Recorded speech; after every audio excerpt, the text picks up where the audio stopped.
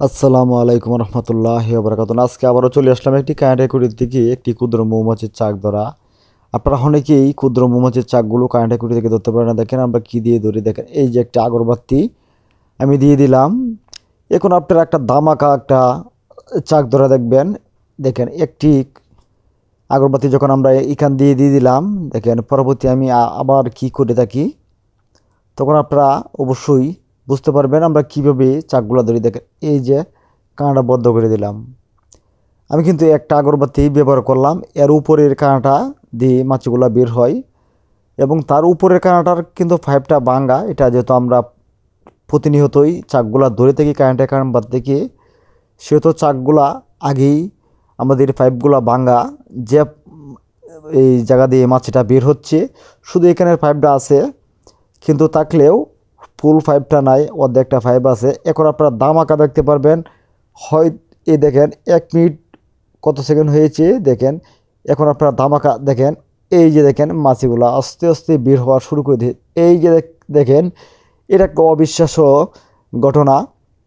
যেভাবে আপনারা ক্ষুদ্র মৌমাছি চাক থেকে কারেন্টের খাম্বা থেকে মাছিটা বের হতে পারেন। দেখেন শত শত মাছি একেবারে জাম দিয়ে বের হওয়া শুরু করে দিয়েছি। হয়তো কিছুক্ষণ নিবিত হয়তো আমাদের রানিটাও বের হয়ে যাবে, যেহেতু মাছিগুলা একদম সুন্দর করে বের হয়ে যাচ্ছে। তখন আপনারা এভাবে কারেন্টের খাম্বা থেকে মাছিগুলা বের করতে পারেন কেনা। কিন্তু আপনারা যদি আমার কাজগুলো ফলো করেন এবং আমার কথাগুলো ফলো করেন, তাহলে কিন্তু আপনারাও কারেন্টের খাম্বা থেকে এভাবেই মাছগুলো বের করতে পারবেন। কিন্তু অনেকেই কথাগুলো খুব সুন্দর করে মনোযোগ দিয়ে শুনে এবং মনোযোগ দিয়ে আমার কাজগুলো দেখে, তারাও কিন্তু এভাবে সফল হয়ে যায়। কিন্তু হয়তো আপনারা এভাবে যারা একদম নতুন, তারা বুঝতে চান না এবং বুঝতে পারবেনও না হয়তো ভিডিওটা না দেখলে।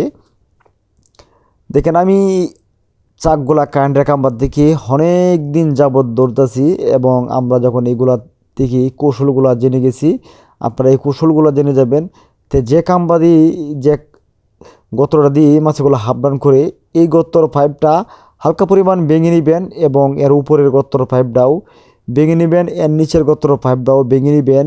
নেওয়ার পরে দিয়ে আপনারা যদি বুঝতে পারেন যে কারেন্টের খাম্বাটা ছোটো, তাহলেই আপনার শুধু নিচে দিয়ে দমা দিলেই হয়ে যাবে। তাহলে এই মাছটা একদম পরপর করে বের হয়ে যাবে। আপনারা অবশ্যই বুঝতে পারতেছেন যে কীভাবে মাছটা এত দ্রুত বের হচ্ছে, কারণ এইটা একটি অবিশ্বাস্যকর ঘটনা। আপনারা যদি জানেন তাহলে এভাবেই মাছেরা বের করতে পারবেন, আর যদি না জানেন তাহলে মাছেরা বের করতে এভাবে পারবেন না। হয়তো রানিটা বের হলে আপনাদেরকে দেখাবো যে রানিটাও বের হয়ে গেছে।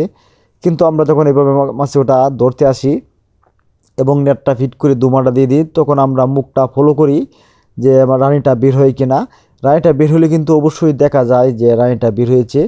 তারপরেদেরকে অবশ্যই দেখানোর চেষ্টা করবো। দেখেন এই যে মাছগুলা নেটের উপরে ওটা শুরু করে দিয়েছি, যেহেতু মাছটা একদম সুন্দর করে বের হয়ে যাচ্ছে। তে আমি কিন্তু স্ক্রিনে কোনো টানাটানি না করে আপনাদেরকে দেখানোর চেষ্টা করতেছি যে মাছটা কত সময়ের ভিতরেই আপনাদের মাছটা আমি বের করি। এই যে দেখেন রানিটা আমি বের হয়ে গেছে, রানিটা দেখতে পেরেছি। আবার আপনাদেরকে দেখানোর চেষ্টা করতেছি যে রানিটা বের হয়ে গেছে। যাই হোক আলহামদুলিল্লাহ, আপনারা এভাবে রানিটা কিন্তু বের করতে পারবেন। এই যে দেখেন বিশাল একটি রানি বের হয়ে আসছে আমাদের এই কারেন্টের খুঁটি থেকে। তা আপনারা দুজন না জেনে থাকেন তে ভালো করে কথাগুলো শুনেন এবং দরকার পড়লে একবার না দুইবার দেখেন ভিডিওগুলো, 3বার দেখেন, দেখি ভালো করে কথাগুলো শুনে তারপরে দিয়ে আপনারা মাছগুলো বের করেন এবং আমার কার্যকলাপগুলো আপনারা দেখেন। দেখার পর দিয়ে মাছটা বের করতে পারবেন। সে বলে বিদায় নিলাম।